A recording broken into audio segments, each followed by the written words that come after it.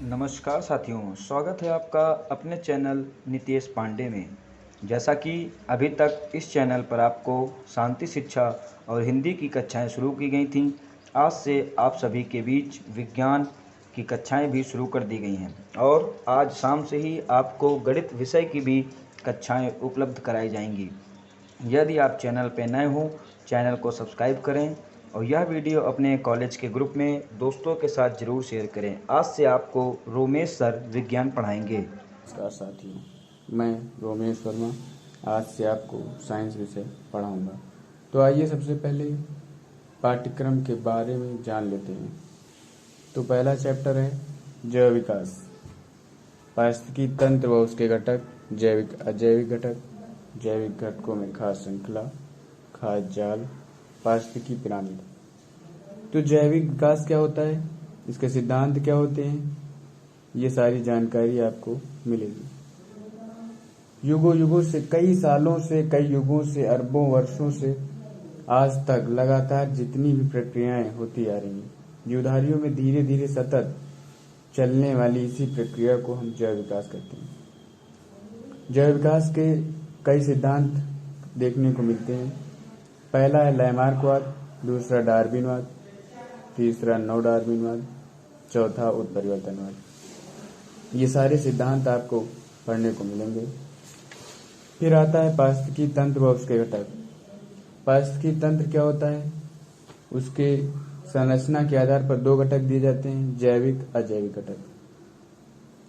पारिस्थितिकी तंत्र जो होता है, जीवधारियों में विभिन्न प्रकार के पेड़ पौधों जीव जंतुओं से जो मिलकर बना होता है, उसे ही हम पारिस्थितिकी तंत्र कह सकते हैं। जैविक घटकों में खाद्य श्रृंखला क्या होती है, खाद्य जाल क्या होता है।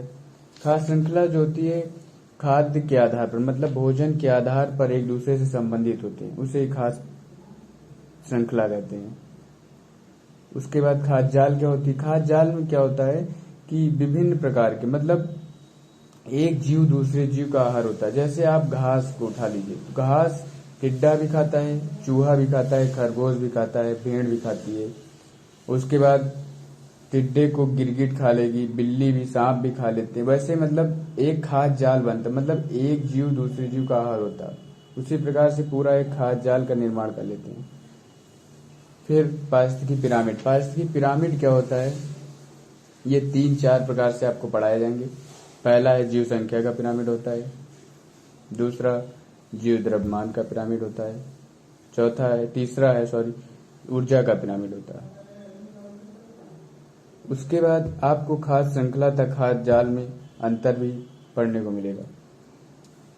फिर दूसरा चैप्टर आते हैं खनिज एवं धातु अयस्क। खनिज एवं धातु अयस्क में सबसे पहले तो धातु अधातु में अंतर आपको जरूर याद करना है। धातुओं का निष्कर्षण कैसे होता है, धातुओं के निष्कर्षण से संबंधित कई भट्टियां आपको देखने को मिलेंगी। परावर्तनी भट्टी, वात्या भट्टी, इन सब के बारे में पढ़ना पड़ेगा। धातु अयस्क क्या होते हैं, जिस भी खनिज में धातु की प्रचुर मात्रा में अल्प व्यय पर आसानी से प्राप्त किया जाता है। किसी धातु को प्रचुर मात्रा में अल्प व्यय पर आसानी से प्राप्त किया जा सके, उस खनिज को विशिष्ट धातु का अयस्क कहते हैं। जैसे कॉपर पायराइड से कॉपर को प्राप्त करते हैं, गैलेना है, कॉपर पायराइड है, गैलेना है, गैलेना से लैंड प्राप्त करते हैं, लैंड को गैलेना से प्राप्त करते हैं। ऐसे ही आपको देखने को मिलेगा। तीसरा चैप्टर है आवर्त सारणी की सामान्य जानकारी।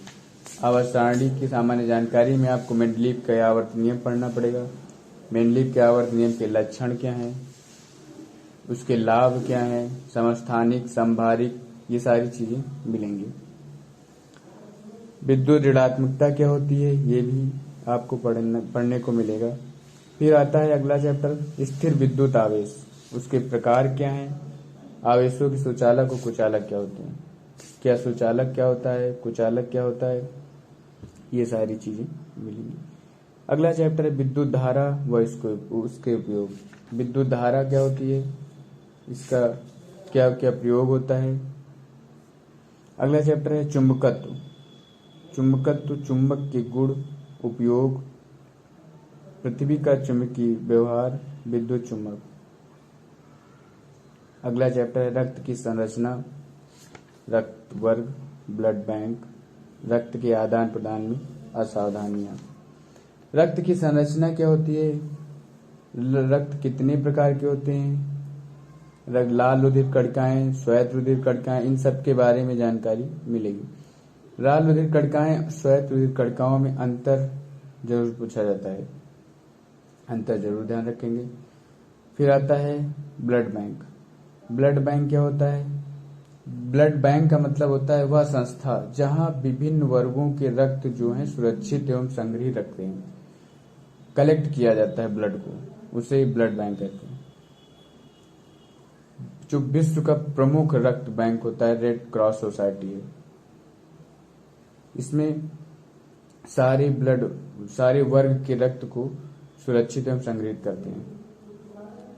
वर्ग कौन कौन से रक्त के होते हैं, रक्त के क्या कार्य होते हैं, क्या रक्त संचरण के समय क्या क्या सावधानियां बरतनी चाहिए, ये सारी रक्त का थक्का बनने की क्या प्रक्रिया होती है, ये सारी जानकारियां आपको प्राप्त होंगी, मिलेंगी।